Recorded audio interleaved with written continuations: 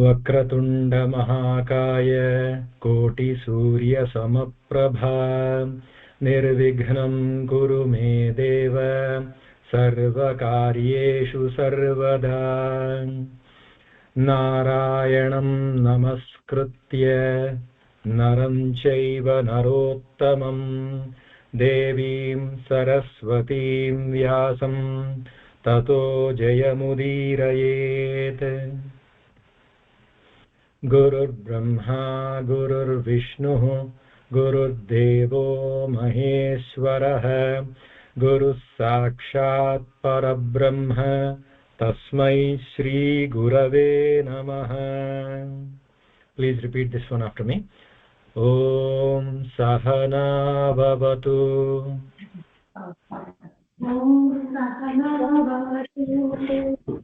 Sahanau Bhunaktu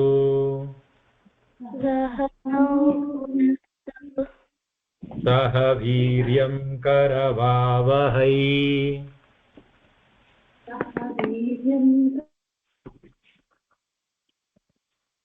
Tejasvinavadhitamastu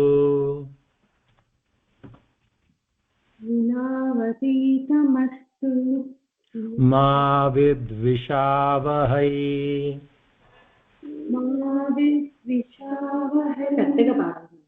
Om Shanti Shanti Shanti.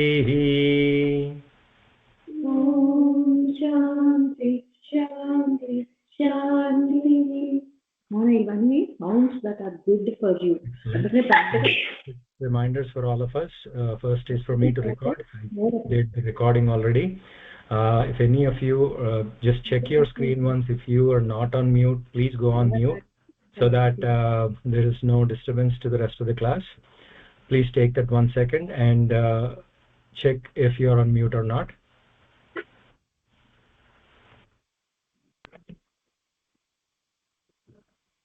Excellent. If you have any questions, we will handle the questions at the end of the session. So I'll be happy to stay back and answer any of your questions. So quick recap of what we have done so far. I'm not going to give you the entire family tree. We did that a few times already. So the Pandavas and Kauravas complete their studies, education, all kinds of education from Dronacharya, Guru Dronacharya, and then they become masters of archery and all battle techniques and everything that the great Guru Dronacharya taught them all. And the Kauravas always are jealous of the progress that the Pandavas are making, and as a gift to Guru Dronacharya, the Pandavas go and capture Drupada and give that as the Guru Dakshina to Drupada. So they get a lot of fame and victory out of that deed that they do for their Guru. And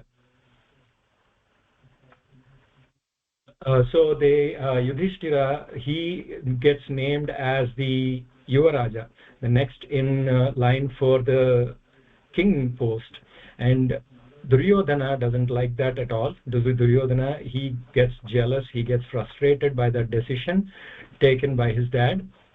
And then so what he does is he comes up with a plan where they send them all to pilgrimage, and then they plot a assassination for all of them.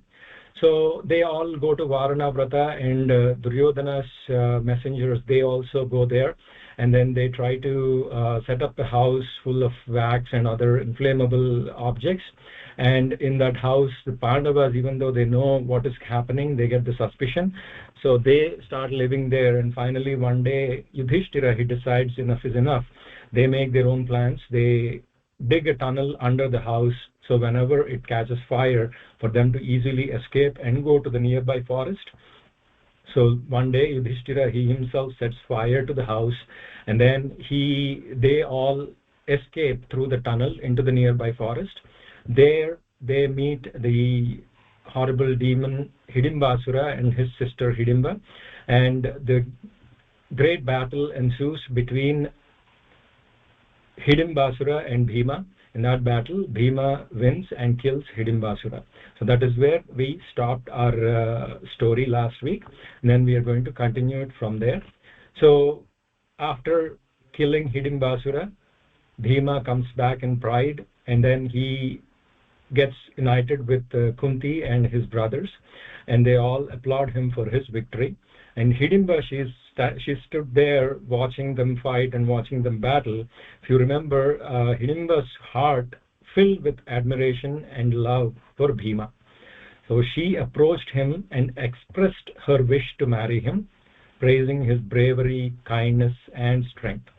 But Bhima, he refused, reminding her that she was the sister of the demon who he had just fought, and that she cannot be trusted because she is his sister, Hidimbasura's sister.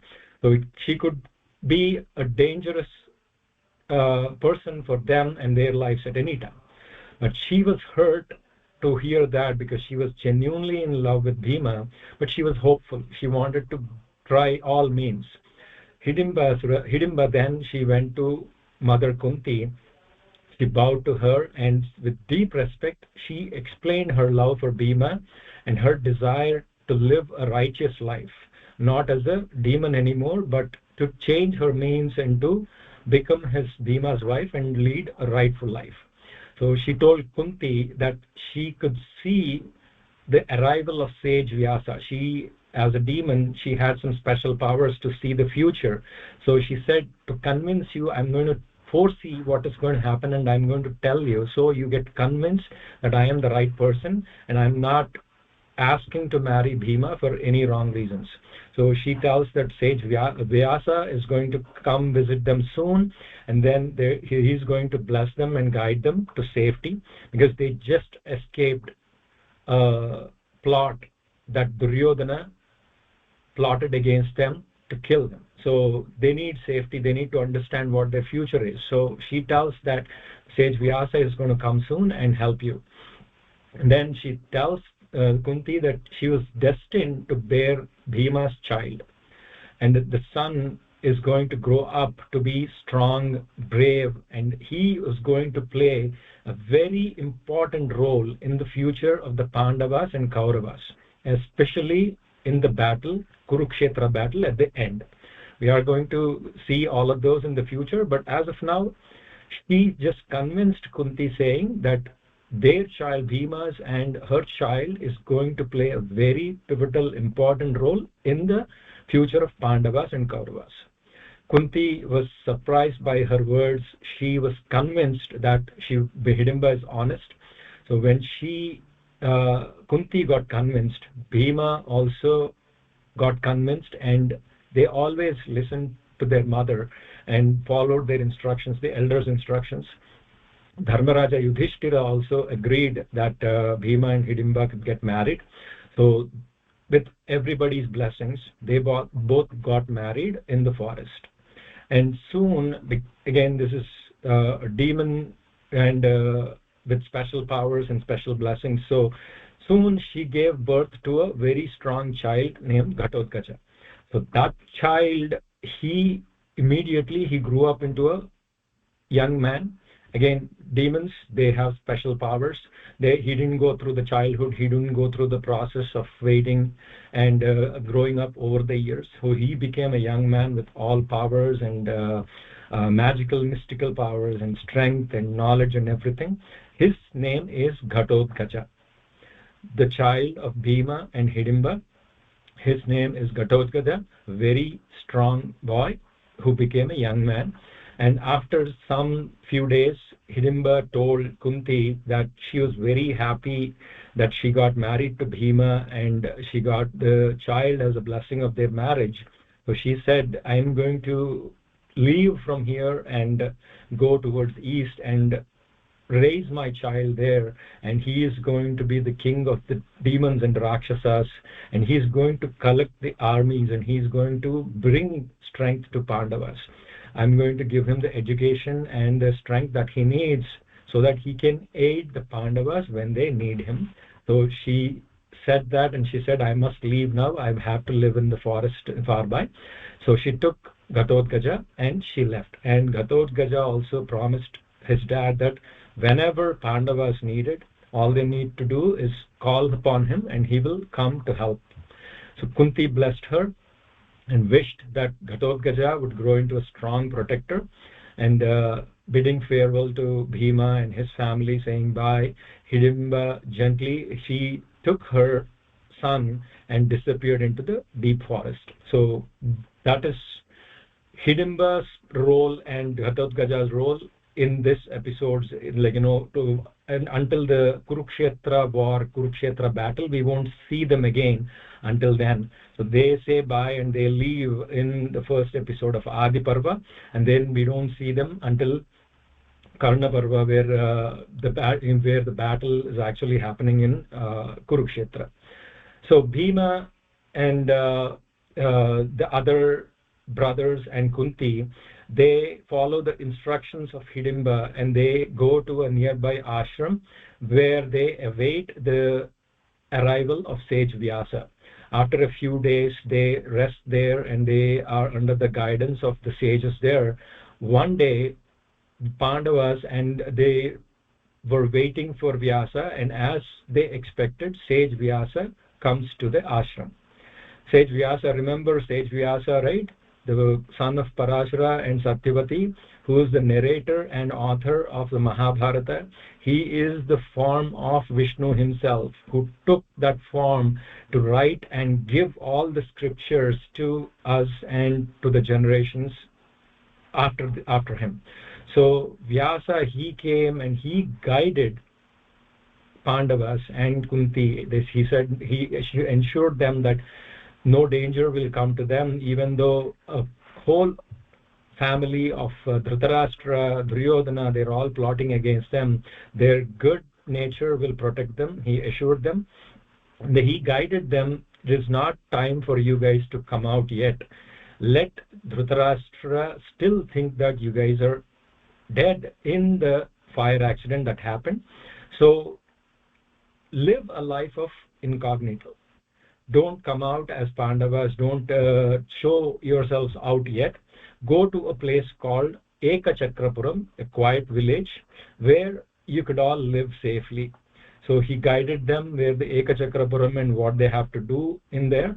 So they all follow, again, like I said, they didn't, Dharmaraja, they're all Kshatriyas, they're all kings, future kings of Hastinapura. They didn't say, why should we do this? What are you talking about? We are rightful kings of that place. We are going to go there and demand what is ours. They follow the instructions of the sages. They follow the instructions of the mother and all the elders. So they immediately said okay to Sage Vyasa, took his blessings, and they changed their appearance.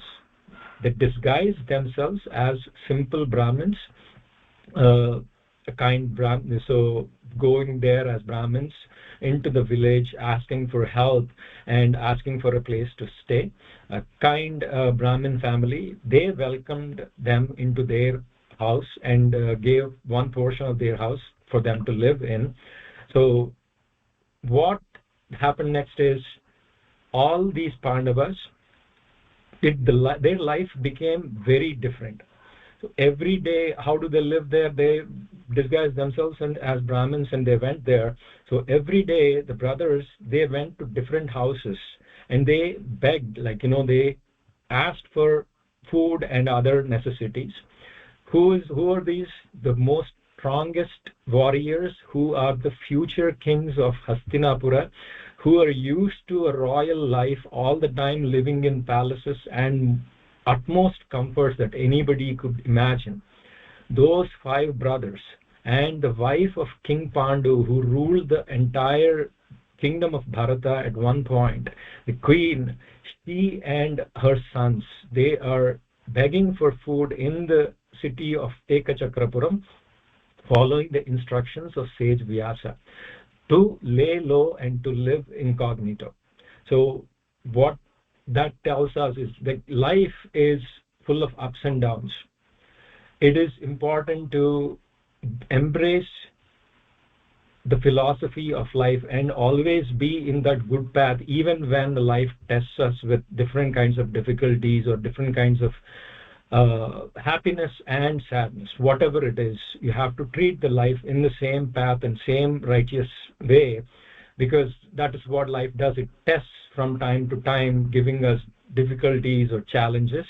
And we, as humans, we have the intellect. God gave us that intellect and the nature to work hard and to attain the results. So those challenges are in place for us to face them and to overcome them with the strength and courage and our intellect. Not to take a side path or not to forget our right way, not to follow a evil path or a shortcut, to just overcome the challenge. So that is what the real test is. The challenge is not the real test. How we overcome the challenge is the real test. And always Pandavas, they have the support of the Lord. Krishna will come in this episode. We are going to see the introduction of Krishna in this episode. He is always behind Pandavas, not just because they are his cousins. Duryodhana is also his cousin, Shishupala is also his cousin, but he is only behind Pandavas for their rightful way of life. They never take a shortcut, they never do adharma, they always follow the path of right. So that is why they have this blessings of Lord. Even in difficulties, they find somebody who could help them. They find these solutions as a result of their goodness. So then the brothers, they bring food every day after a day of work, going around houses and asking, begging for food. When they returned, the Kunti, she collects the food that they got and she divided it carefully. Half of that entire portion she used to give to Bhima, because his body needed that strength and his appetite was such that he could eat so much. The rest she shared among the 4 other brothers. Only after everyone had eaten, then Kunti used to eat the remaining food. Even though they were princes once, they didn't feel embarrassed or insulted. They knew that life was testing them. They just moved forward, progressed, and then they said, let's wait for the right time, let's wait for the instructions of Vyasa, and remembered sage Vyasa's words and followed his advice with devotion. That faith, their faith, that faith and patience always, those are the virtues that always help them. One day, what happened when the 4 brothers who, except for Bhima, Yudhishthira, Arjuna, Nakula and Sahadeva, they 4 went around to bring food while Bhima stayed at home one day with Kunti. Suddenly they heard loud cries from the landlord. Then they realized, Kunti got worried. Why are they crying? What is happening? Something is bothering them, or somebody's come to their house to rob or to bring danger to them. So she immediately ran to their house. She was worried. She went and asked what happened. So the head of the family, with tears in his eyes, explained the terrible situation. So in the city of Ekachakrapuram lived a fearsome demon named Bakasura. He lived nearby the village in the forest by the banks of a river. He attacked in the Ekachakrapuram, and he started killing all the villagers, animals, and even the travelers who were going through the city of Ekachakrapuram. Then the villagers went to him and they pleaded not to do that, so that they can also live a peaceful life, to save the village from destruction. So the villagers made a sad but some kind of agreement with him. Every day they had to send a large cart filled with food, pulled by a bull, and also, the worst of all, they have to send a human along with it for a sacrifice. So his meal every day is cart full of food, one bull that comes along with that cart, and a human that accompanies the cart. That is the arrangement that they made. And the villagers internally, what they did is, they said, throughout the year, every house will take one turn, and then they will arrange for the food, the bull, and the person. That day it was the landlord's turn. They were ready with the food and the bull and everything, but they could not bear to choose one person among their family to die and sacrifice for the village. It's a very tough decision. Each one, the father, the mother, son and daughter, they all wanted to give up their life for the others. Everybody was ready to do the sacrifice. Their love and courage touched Kunti deeply. She was very, very moved, and she was really saddened by that situation. Nobody was supposed to go through that kind of situation where they had to let go of one of their family members, but that is the arrangement that the villagers did with the demon to protect the entire village. So Kunti asked, what is this? Why is this happening? What happened to your king? Why isn't he protecting you? Why isn't he bringing his armies and fighting against the demon and killing him? The landlord sadly replied that the king was too afraid to fight Bakasura. He didn't have the power or strength, and he didn't have enough army to fight against the demon. So he just left his people helpless. He just told them to do whatever Bakasura says to stay alive. Kunti thought about how a true king protects his subjects from these kinds of dangers. He protects his people, his kingdom. And her heart, she knows who she knows the great kings like Bhishma and the Pandu, Dhritarashtra. They all are for people. They all protect their people. And so she was really, really worried for their situation, and she felt bad that the villagers had to go through this situation. So she comforted the family, and she boldly declared that her own son would go instead of any of the four of them. They should have been very happy. They should have been, oh, thank you very much, that's such a relief. But they all follow dharma. They all are righteous by nature. So the Brahmin family, the head of the family, he said, I cannot let you do it because you are our guest. If anything, the sacrifices should be done by us, and we have to provide you the comforts whatever we can because you are our guest, and that would break the rules of dharma. Then Kunti said, there is a bigger reason why I am telling this.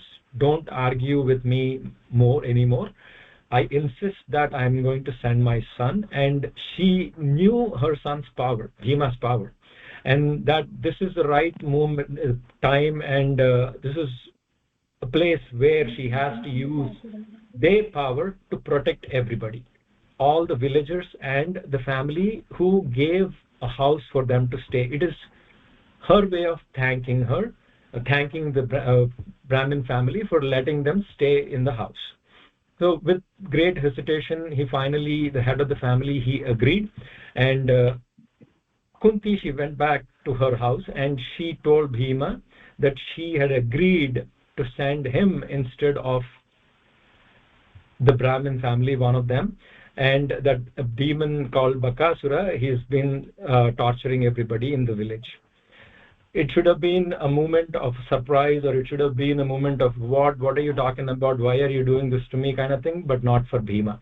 When he heard that, his excitement was boundless. His eyes just shone with excitement. It had been a long time since he faced a strong enemy. Hidimbasura was his last battle that he did, and he's been eager. That's what the wrestlers, they're eager to do this, right? And with the power that Bhima has, he is always used to these battles and practice wrestling and all those things. So he's been awaiting for this kind of opportunity, and he was super excited when he heard that news. He didn't hesitate. He wasn't scared. He wasn't any of those. He was just excited. He asked the villagers one thing. He asked, it's been a while since I had a sumptuous meal, because it's been like half food here, half food there. So prepare a very good meal for me also before I could leave to the forest, and then prepare a meal for Bakasura, which will be in the cart. I will take all of that along with me. And he said that, and then he got getting ready. He was pacing back and forth with excitement, and his face was filled with joy. And then the four brothers came in. Yudhishthira, he saw Bhima's joy, and he immediately knew that there was a battle or a fight or something is going on which excited him so much. It is two things that excite Bhima that much. It is either the battle or food. So he immediately went to Kunti and asked, why is Bhima so excited? What is happening? Then she started explaining the whole thing, and she said, this is the story of Bakasura and this is the story of the villagers. Even though we are not the kings here, it is our responsibility wherever we are. We have to protect the people around us. That is why we have this kind of strength, and that is why we have these special powers. And then Yudhishthira, he was very worried. He knew Bhima was strong, but he was still worried that he had to go instead of the Brahmin family, and he had to go face a very dangerous demon. And then he asked his mother, why are you doing this? How could you send Bhima into the hands of a terrible demon? Once if the battle ensues, it could be anybody's win or anybody's loss, and we all have to wait here nervously, in tension, worrying about Bhima. Why did you ever commit to this kind of dangerous mission for Bhima? Then Kunti, she smiled and she said, don't worry, my son. I know the power of your brother. And then you are not aware of his full powers yet. I will tell you a story, and you will know what Bhima is and what he's capable of. And then she told the story of how when they were small, when they were very small in the forest, remember King Pandu and Kunti and Madri, they used to live in a forest. And when Bhima was a very young kid, like days old, they all went to a temple. In the temple, they did the darshan and all, and while they were coming out, a tiger pounced upon them. When the tiger pounced upon them, Kunti was in shock, and Bhima was in her hands, and she unrealizingly left Bhima. He slipped away from her hands, and Pandu, he immediately took his bow and arrow, and he killed the tiger. Even though the tiger is dead and the danger is out, still the baby slipped out of Kunti's hands and he fell down a cliff. And then they were both worried. It's small baby, he fell down a cliff onto the rocks. They immediately ran down to see what had happened, and to their surprise, Bhima was safe. The cliff and the rocks that he fell on, they became fine powder. That is how strong he is. He's like made of a diamond kind of material all over his bones and his skin, impenetrable, and he has the strength of like 10,000 elephants. And he has most importantly, he has the blessings of the Lord in form of Krishna, in the form of Shiva, in the form of all the gods. He always has the blessings of the Lord. So that is why Kunti was so sure that no danger will ever come near Bhima, and he is capable of taking care of any dangerous demons. So she was assured of that. She was very confident of that because of what had happened when he was a little boy. So she told that story to Yudhishthira, and she convinced him, and Yudhishthira, also known as Dharmaraja, he listened to that story, and then he embraced Bhima and he wished him victory, and he said they will all wait for his victory news, and he wished him the very best. Meanwhile, the villagers, they all quickly gathered to prepare a grand feast for Bhima, filled with delicious dishes. It had been many days since he had eaten to his heart's content, so he joyfully ate all of it, every bit of that wonderful feast. Then the villagers, they filled large baskets of rice, sweets, fruits, and milk, and all food items, and they loaded the cart for Bakasura. So everyone's was nervous. Even though Bhima, he agreed to go, they were still worried for him. that is the affection they had for the family. They believed that Bhima was going to sacrifice himself and not for a battle. So they thought that they were seeing him for the last time. So they were all emotional. They all wished him the very best. And Bhima, he understood their agony. He comforted them. He smiled and said, "Don't worry about me, and I will come back with good news very soon." The villagers, they also followed him to the edge of the forest and prayed for his safety. Bhima, he drove the cart through the woods, through the forest. He was happy, he was excited, he was looking forward to the battle. And after traveling for halfway, he started feeling hungry again. He has a nickname called Rukodara. Rukodara is like a stomach that can digest anything. He can eat anything, he can digest it. That is one thing he loves, eating and battles. So he halfway through he realized, okay, I'm hungry and there is all this journey that I'm going through, and that Bakasura, he won't be alive to eat this anyways. Why should I let this food go waste? And he started eating from the baskets in the cart. One by one he finished nearly everything until the cart was almost empty. By the time he reached the river bank where Bakasura lived, there was hardly any food left. And Bakasura, he saw the empty cart. It was already delayed. He was angry, frustrated, hungry, so he roared in anger. His huge form, very dangerous demon, he appeared from behind the trees with anger, and his eyes were burning red. He rushed forward and struck Bhima with a mighty blow from behind. Bhima, he didn't even flinch. He turned around calmly, swallowed the last bite of the food. Then he said, okay, it's my turn now. Come on, let's battle. So the two powerful warriors, they clashed with the force, enormous force, and the ground shook beneath them because of the battle that they ensued against each other. They lifted each other high into the air, and they threw boulders, rocks at each other. The demon, he had mystical powers, so he created some mystical weapons. But Bhima, he crushed them, all the weapons, with his bare hands. The battle, it went on fiercely until Bhima, he completely overpowered Bakasura.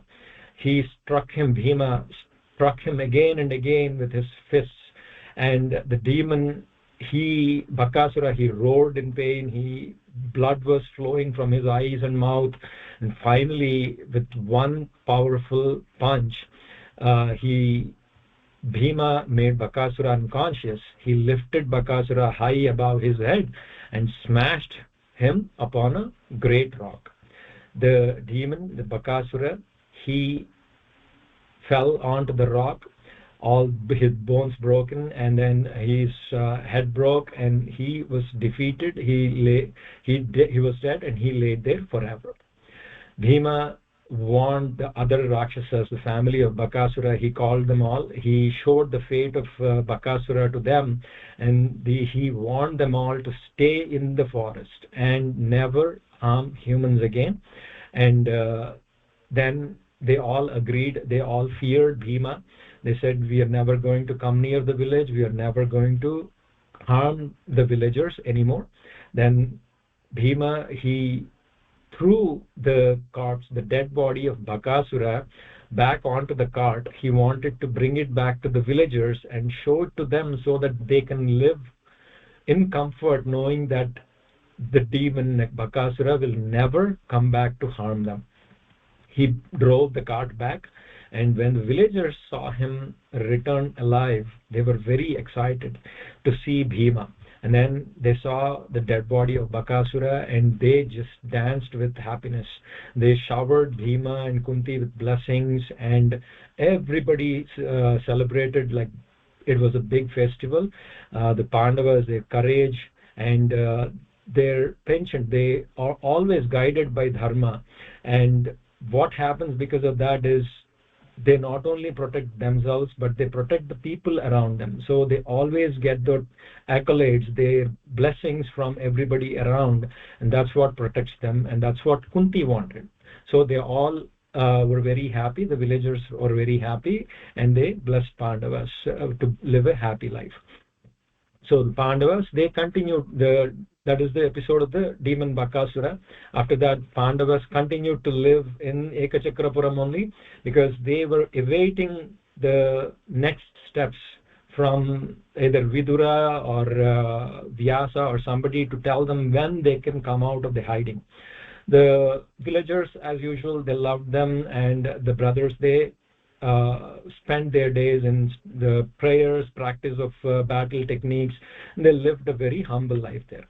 One morning, a group of traveling Brahmins, they arrived at their house. The Pandavas welcomed them warmly, offered them water and food, and they offered their namaskaras to them with respect. And after everyone was seated comfortably, all the arrangements were done, and Yudhishthira started the conversation, because where are you from, and since you're traveling from place to different pilgrimages and all, tell us some great places that you've been to, and tell us about great events that are happening around the world. So one of the visitors, he told him that we are coming from the kingdom of Panchala. There is a spectacular event is happening right now. King Drupada is holding a grand Swayamvara for his daughter Draupadi, the radiant princess Draupadi. The whole world is talking about that great Swayamvara. Swayamvara is old tradition where we talked about it when Bhishma goes to bring Amba, Ambika and Ambalika. That is like where the king announces some contest or some invites all the kings from around the world to marry his daughter. So the daughter then chooses who she wants to marry, and they get married. So that is the Swayamvara. And King Drupada also arranged a similar Swayamvara for his daughter Draupadi. Remember, in the previous episodes we talked about Drupada, Drona, and their Drona taking revenge against Drupada, and King Drupada then performed a great yaga with two wishes. And the first wish is to give birth to a son who could defeat and kill Drona. The second wish is to have a daughter who could marry a great warrior, Arjuna. But now everyone believes that the Pandavas died in the fire at Varanavrata. So Arjuna is one among the Pandavas, and Drupada is in the impression that he died in the fire accident. King Drupada, so he had to announce a Swayamvara, because he thinks that Arjuna is already dead. He invited all the other kings into his kingdom, and he announced a contest to find a worthy husband for Draupadi.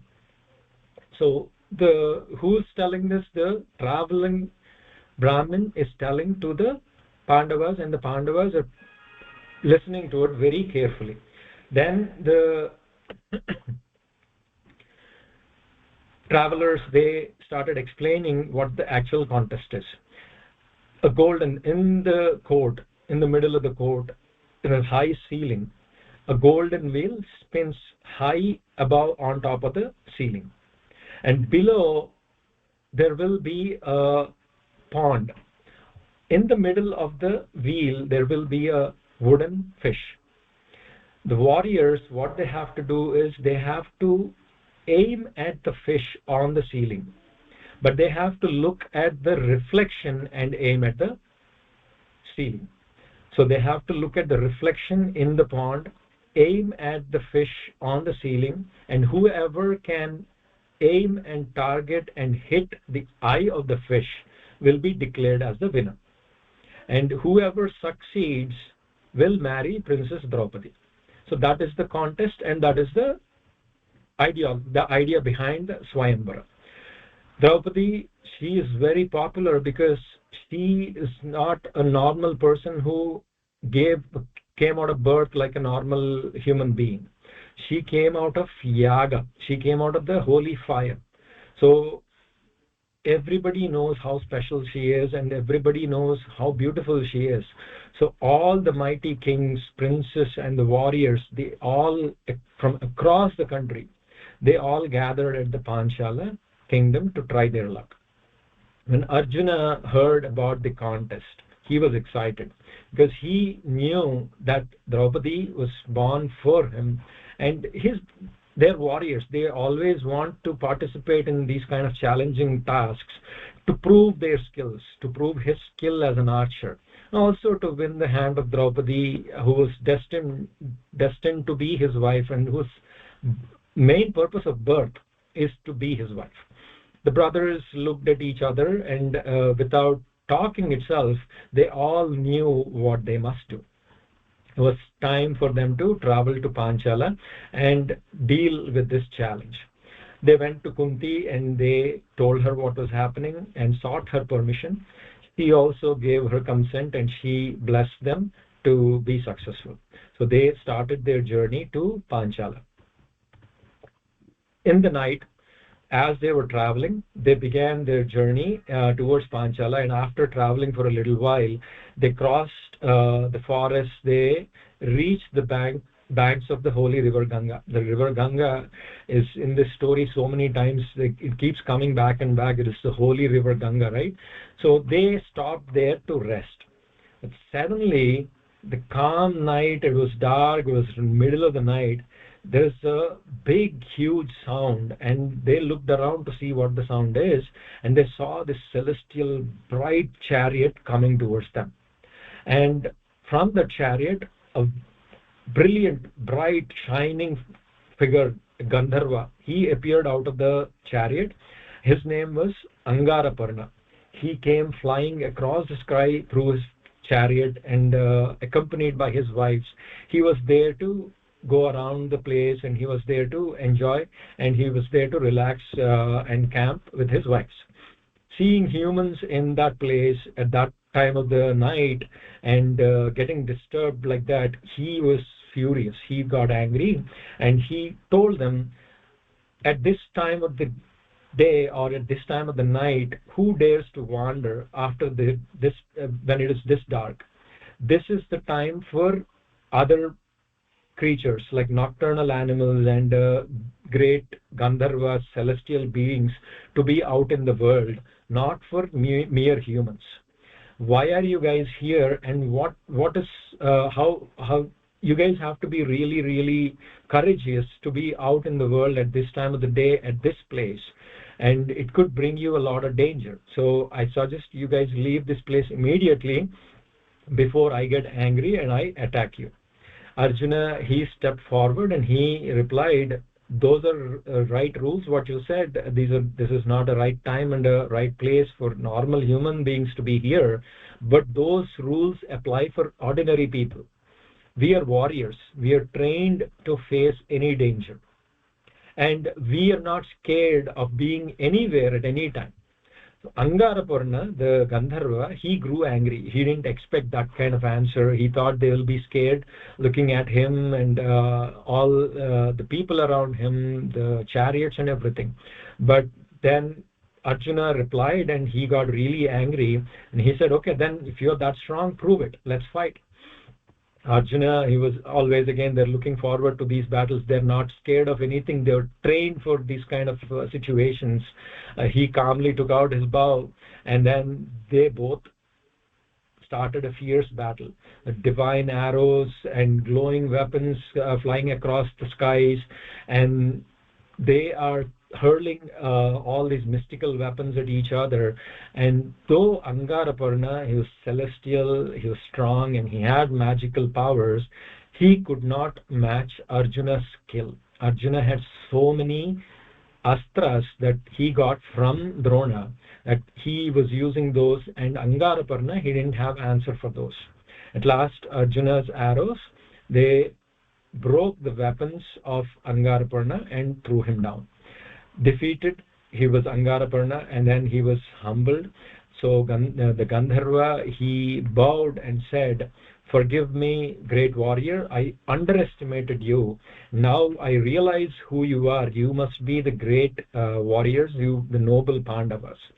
And then he offered gifts to Arjuna, and he said respectfully to Arjuna and to his brothers, you are destined for greatness. You guys are trained, you guys are skillful, you guys always follow dharma, but you guys are going through this tough time. You guys have to live in incognito. You guys are going through town to town, not being able to tell and announce who you are. Because of why you guys are going through is, it is because you don't have a purohit. Purohit is a priest who accompany the kshatriyas or anybody who, all these families, to do the right thing and to guide them, to tell them what to do. That is a purohit. In a way, Vyasa has been doing that, but Vyasa is not with them all the time. They need somebody to be with them all the time, explaining the dharmas, explaining the scriptures. That is who a purohit is. That is what they do. So the Angaraparna, he tells them, that is what you are lacking. You are so full in all other aspects. You're powerful, strong, you guys always follow dharma, you have the blessings of the Lord, but only thing lacking is a purohit. Yudhishthira, he always listens when good things are told to him. He doesn't go back and say, who are you to tell me, hey, by the way, we just defeated you, what are you talking about? He doesn't talk like that. When he hears something good for him and his family, he pays attention, he takes that good advice. So he took that advice, and next day they went to a nearby ashram, and Angaraparna, he advised them where to go and how to find a purohit, and then he left them alone, and he went back to his celestial worlds. So he took the Pandavas took his advice, and they went to the ashram of a priest named Dhaumya. They requested him to become their family priest. And Dhaumya, he knew Pandavas, he knew about the greatness of Pandu king and the Bhishma and everybody. So he immediately smiled and agreed to be their priest. He told them that they were born for a divine purpose and that he would always guide them on their journey. With Dhaumya's blessings, the Pandavas, they continued their journey to Panchala. Remember, their destination is the kingdom of Panchala to participate in the Swayamvara for Draupadi.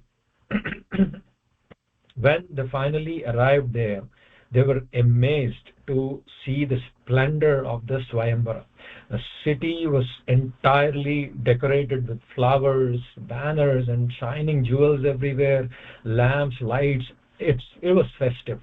Then they entered into the grand court where the contest was being held, and as they entered into the grand court of the king Drupada, they saw that it was filled with kings, princes, and warriors from everywhere around. All of them, they were eager to win the battle, win the contest, not just to marry Draupadi. That is a great pride. That gives them the bragging rights also, right? To win such a contest, everybody will be talking about them, and also they will get to marry the most beautiful and eligible princess of those times, Draupadi. So everybody was super eager and very waiting to win the contest and marry Draupadi. In the center, Arjuna, he saw the Matsya Yantra, the contest itself, the entire setup of the spinning wheel and the wooden fish and the reflection below, all together is called Matsya Yantra. Matsya is a Sanskrit name for fish. Yantra is like a machine. So together it's Matsya Yantra, the whole setup of the fish and the reflection, everything. And they saw that setup and they knew what they need to do, and they understood what has to happen next. Then in that courtroom, in the royal court where this contest was being held, all the kings and the warriors gathered. Among the honored guests, Krishna and Balarama were also there, seated in the audience. They didn't come to participate in the contest, but they were there because Drupada invited them as honorary guests to come and to watch the contest and to bless Draupadi and whoever wins the contest. So they were in the hall in the courtroom in a very special chairs arranged for them, and they were watching everybody. And Sri Krishna, this is his introduction to the entire story of Mahabharata. In Bhagavatam, you know the story of Sri Krishna and Balarama, their brothers, and in this story, Sri Krishna, he plays a pivotal role in Mahabharata with his wisdom, with how he guides Pandavas every step of the way. From now onwards, we will see a big role of Lord Krishna. But here he makes a very abrupt appearance without any formal introduction or a great intro scene or anything. Very quiet introduction and an abrupt introduction. Luckily we know who Krishna is, and we know that he is the nephew of Kunti, so we don't need a big background there. We know that he is the first cousin to the Pandavas, so we will move forward from that. So there at the center of the arena, the Matsya Yantra was set up, and each warrior, they went up to the Matsya Yantra, they looked at the reflection, and they tried to hit the target, but nobody succeeded. The princes Duryodhana, Karna, the kings of Kashi, the kings of Sindhu, the princes from everywhere, the warriors, everybody came. They all tried one after the other. Some could barely move the bow because it's a very heavy, big bow that was set up by King Drupada. Some could barely move the bow. The others managed to lift it but failed to string it. Some could do both but failed to hit the target. Even Karna, he wanted to try to hit the target, and he went near the Matsya Yantra. Then Draupadi, she announced that she is not ready to marry the son of a charioteer.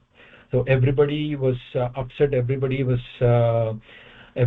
like, oh, what is happening, why is she saying like this? But she knows who she is destined to marry, so she didn't want to marry Karna, and she announced that because it is a Swayamvara, she has a right to say and right to announce who she wants to marry or not.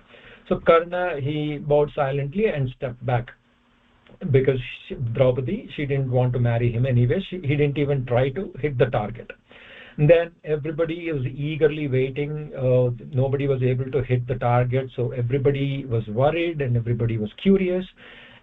In the midst of all this, from the group of the Brahmins, a tall young man, Arjuna, he rose. He said, I would like an opportunity to try this.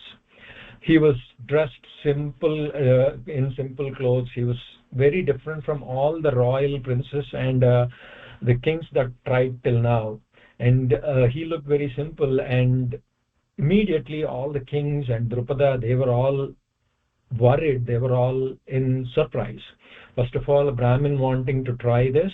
Second of all, this is a contest for the princes and the Kshatriyas. So, oh, Brahmin will try this, and if some people made fun of him, some people were angry at him. But as per the rules, Drupada said, anybody can try this unless Draupadi says no to him. Draupadi did not say no. She wanted to see if the young warrior can come up, lift the bow and hit the target. Krishna, he saw the Brahmins and the group of Brahmins and the 5 brothers in them. In that group, he immediately realized who they were. He slowly informed Balaram also. He told him that Pandavas are here, and Arjuna, who just rose and asked for an opportunity, that is none other than Arjuna. And Drupada, he gave permission to Arjuna. He came forward to the Matsya Yantra. He bowed to the elders. He prayed to the gods. He prayed to the bow itself. So that is again getting the permission from the gods and the bow to be able to do this task.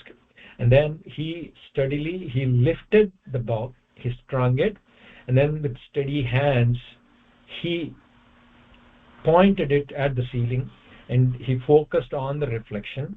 He saw the spinning wheel and the fish. He took his time, he focused, and then he pulled the string and released the arrow. As expected, the arrow flew straight and pierced the eye of the fish, and everybody was surprised. Some people, they were astonished, some people were angry, some people were really upset with the outcome of the things, because they expected a king to win this contest, and who seemed to be a nobody, that person came up and defeated all the kings who had tried. It's like they all tried the contest, and this one warrior comes ahead and beats the contest. That means, in a way, they're all defeated. So that's what upset them the most. So they immediately uh, expressed their anger, and some people, they were in support of the warrior who just won the contest. Some people, they were against. So there was a split in the entire hall. Some of them were happy, some of them were not. Then the courtroom divided into two groups, and they started fighting against each other. Karna, who's always jealous and who's always looking for an opportunity, along with Duryodhana and his brothers, he also joined the group against the Pandavas. And Shalya, who is the mama, he is the maternal brother of um, Pandavas, Madri's brother. He also did not know that these are Pandavas, and he was insulted as a king. He also joined the group. He also joined the group against the Pandavas, and he joined Duryodhana and his group, and they all started fighting with each other. Karna, he challenged Arjuna. He, not knowing that Arjuna is Arjuna, he said, only a few people can contest against me. It has to be a Bhishma, a Drona, Arjuna, a Parashurama. Who are you, who is here and who is standing against me to battle me? I'm very surprised that you are here. And he started battling with Arjuna, and a fierce battle started against both of them. Arjuna, he defeated Karna at that event, and he defeated the other kings who stood against him. Bhima, he fought with Shalya and other wrestlers, and with his bare hands he easily defeated them. They are not like a normal warriors. Shalya is supposed to be a very, very, very powerful king. He also plays a very big role in the Kurukshetra in the final battle. But for now, we are just doing a small introduction of who Shalya is. He is the uncle of Nakula and Sahadeva. Nakula and Sahadeva's mother is Madri. Madri's brother is Shalya, and he fights with Bhima, and he loses the battle with Bhima. Together, the Pandavas defeated all those who opposed them. And amidst all this confusion, all the battles and everything, Arjuna, he went up to Draupadi, got her hand, and with his brothers, he quietly walked out of the courtroom, because he was eligible to marry Draupadi because he won the contest, and Draupadi did not say no to him. So he's eligible to do that. He took her and he left the royal court, and he left to Ekachakrapura. And King Drupada and Drishtadyumna were speechless. They were surprised too. They were astonished that a no-name Brahmin came. He defeated he did something that none of the other warriors, the great kings, could not do. And he not only won the contest, he defeated them against the battle, and he took Draupadi along with him. And Draupadi was born for a reason, and she emerged from the holy fire, so she is very, very special. So they were both very surprised for what had happened. And so king, he came out of the shock, and he asked Drishtadyumna to follow them and to find out the details of the Brahmin and his family, where they are from, who they are, and the other details. So what they find out, what Drishtadyumna tells to Drupada, and how they find out the details of the Brahmins, that we will see in the next episode, in the next week. We are going to stop the story session here. As for our ritual, I actually prepared a segment for our traditions and what we do, why we do. that is about why we wear a bottu, how to wear it, and what is the significance of it. But I see that we are at time, 11 o'clock, and we decided that we are going to do this segment only if time permits from our story session. And today we took the full hour for the story session. So I'm going to hold on to this for next week's session. And if we have some time left, it won't take too long, 4 to 5 minutes. I'm going to tell about this in the next week's session. So we are going to move to the next segment, that is the Mangala Sasanam. We are going to convey and pray for the best wishes for everybody. Mangalaशासनपरैर्मदाचार्य पुरोगमैः सर्वैश्च पूर्वैराचार्यैः सत्कृतायास्तु मङ्गलम् लोकाः समस्ताः सुखिनो भवन्तु ॐ शान्ति शान्ति शान्तिः हरि ओम् श्रीगुरुभ्यो नमः सर्वं श्रीकृष्णार्पणमस्तु